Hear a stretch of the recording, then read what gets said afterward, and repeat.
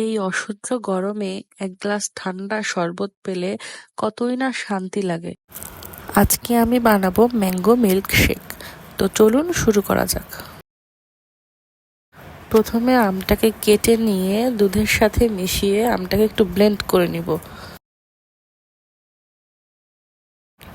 এরপর দিয়ে দিব স্বাদ মতো চিনি। এরপর দিব vanilla ice cream. Chocolate ice cream use করতে পারেন যদি বাসায় ভ্যানিলা আইসক্রিম অ্যাভেলেবেল না থাকে। সেক্ষেত্রে ম্যাঙ্গো শেকের কালারটা একটু চেঞ্জ হয়ে যাবে।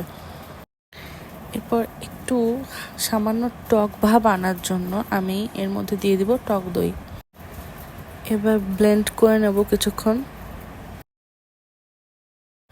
কিছুক্ষণ ভালোভাবে ব্লেন্ড করে নেওয়ার পর যদি আপনারা একটু ঠান্ডা খেতে চান মিল্কশেকটা, তাহলে সেক্ষেত্রে কিছু আইস কিউব দিয়ে দিতে পারেন। আর যদি ঠান্ডা না খেতে চান তাহলে এভাবেই সার্ভ করতে পারেন।